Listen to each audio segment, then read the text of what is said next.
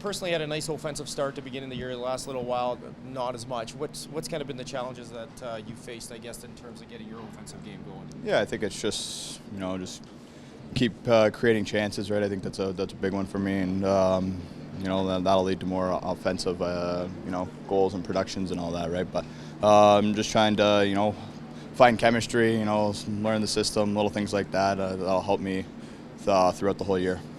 You've played, with different guys throughout the season. Looks like you might get a chance with Leon here tomorrow night. You've had a chance to play with Connor and Leon a little bit this season. Or do you feel like you're getting more comfortable with playing with those guys and kind of getting to know their game? Yeah, I think each game, continue to grow, and they're obviously two smart, very high-skilled players, right? So just knowing where to go on the ice and building that chemistry with them's huge, right?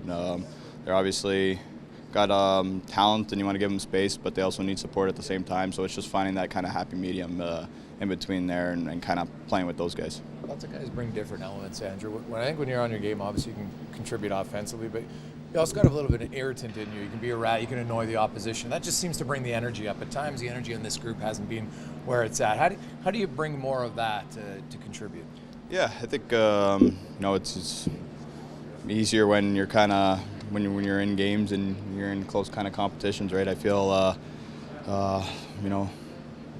some games we start off a little slow and you're kind of behind the 8 ball, and you don't want to be in scrums or doing anything like that to even bring your team down a guy as well, right? So you just kind of find happy mediums. But I think being having that energy,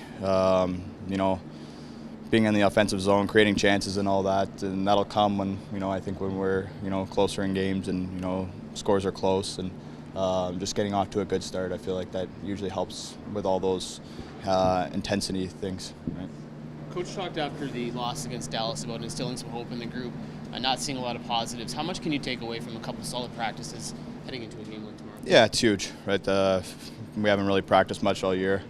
So it's good just to kind of go out there, feel the puck, have a good couple practice days, learn, a couple new things, and kind of go from there and hopefully take that into the game, right? We're a good team, we know it, right? And I think it's good to get a little practice and just kind of regroup and mentally kind of reset for us. Has there been like a fundamental message or kind of a priority that you're working on as a group?